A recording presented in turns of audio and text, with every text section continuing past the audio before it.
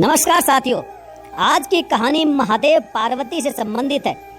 महादेव पार्वती से कहते हैं कि पार्वती अपनी किस्मत में तो सिर्फ गुफा लिखी है। कहानी शुरू करते हैं।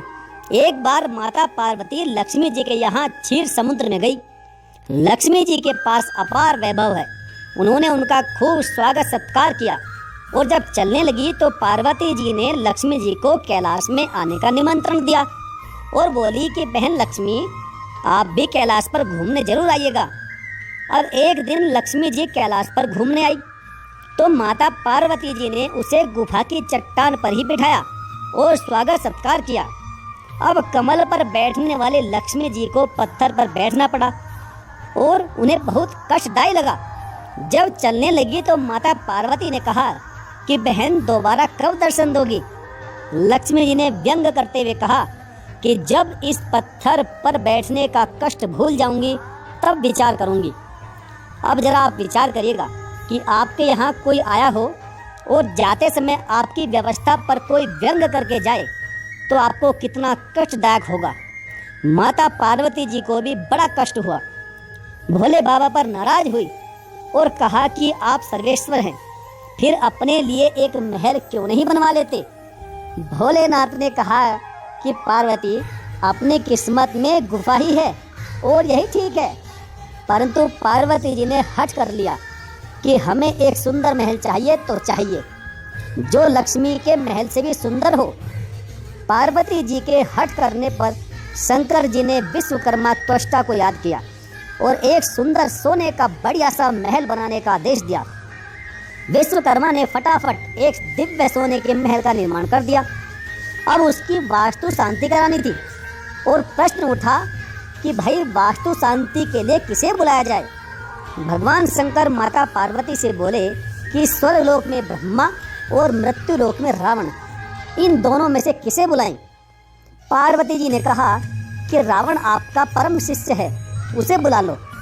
अतः रावण आया और सभी देवी देवताओं को आमंत्रित करके विधिवत वास्तु शांति कराई। और अंत में जब दक्षिणा की बात आई तो रावण ने कहा कि हे प्रभु, आपका दिया सब कुछ है हमारे पास और हमें क्या चाहिए। भगवान शंकर ने कहा कि नहीं, आप फिलहाल आचार्य के पद पर हैं और आचार्य अर्थात ब्राह्मण को बिना दक्षिणा दिए यज्ञ पूरा नहीं होता और बिना दक्षिणा के पूजा निष्फल हो जाती है। अतः आप दक्षिणा मांगिए। माता पार्वती जी ने भी कहा कि हाँ आचार्य जी, अब दक्षिणा मांग ही लो, क्यों संकोच कर रहे हो। अब भगवान और पार्वती जी के 2-3 बार कहने के बाद रावण ने कहा कि भगवान, यदि आप हमें देना ही चाहते हैं तो। अब इतना कहते ही वह चुप हो गया। महादेव बोले, हाँ रावण बोलो, कोई संकोच मत करो, जो मांगना है मांग लो। रावण ने कहा कि प्रभु, यह सोने का भवन ही हमें दे दीजिए। भोले बाबा ने कहा तथास्तु, ठीक है, ले जाइए। रावण उस भवन को उठा लाया और उसी को अपना राजमहल बनाया। ऐसे पंडित अगर हो जाए तो यजमान का कल्याण हो जाए। अब भगवान शंकर ने माता पार्वती जी से कहा कि मैंने तो आपको पहले ही कहा था देवी जी कि हमारी किस्मत में सिर्फ गुफा ही है, लेकिन आप नहीं मानी। पार्वती ने कहा ठीक है, एक घास की कुटिया ही बनवाइए, उसमें रहेंगे, लेकिन अब हम इस गुफा में नहीं रहेंगे। विश्वकर्मा ने एक सुंदर घास की कुटिया का निर्माण कर दिया। शनि की दृष्टि पड़ने पर इसे जल जाना था। अतः भोले बाबा बोले, अब वास्तु शांति की कोई आवश्यकता नहीं है। मैं शनि को जाकर बता देता हूँ कि इधर अपनी दृष्टि नहीं करेंगे।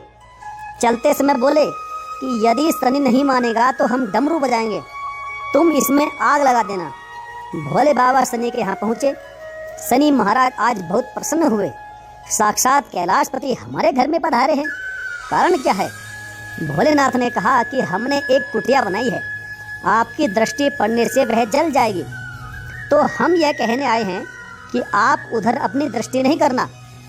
शनि देव ने कहा कि हे प्रभु, आप एक संदेशा भेज देते, इतना कष्ट काहे किया। खैर, यह हमारा सौभाग्य है जो आपने हमें दर्शन दिए। शनि महाराज ने भोले बाबा का स्वागत सत्कार किया और भांग घोट कर पिलाई। भगवान को पूरा आनंद में किया तथा भगवान शंकर जी से तांडव नृत्य देखने की इच्छा जताई। अब भोले बाबा तो भक्तों की इच्छा पूर्ण करने वाले हैं, क्योंकि भोले जो ठहरे, अतः जोर से डमरू बजाकर नाचने लगे। डमरू की आवाज़ जब कैलाश पर्वत पर आई तो माता पार्वती जी ने शनि पर बहुत नाराजगी जताई कि आखिर शनि नहीं माना। पार्वती जी ने कुटिया में आग लगा दी, कुटिया जलकर राख हो गई।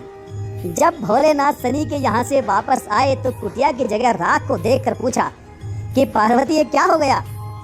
माता पार्वती जी ने कहा कि आपने ही तो कहा था कि शनि नहीं मानेगा तो मैं डमरू बजाऊंगा, तो तुम इस कुटिया में आग लगा देना। अब आपके डमरू की आवाज़ आई तो हमने इसमें आग लगा दी। अब भगवान शंकर जी ने हंसते हुए कहा कि देखा पार्वती, मैं बार बार यही कहता हूँ कि अपनी किस्मत में गुफा ही है।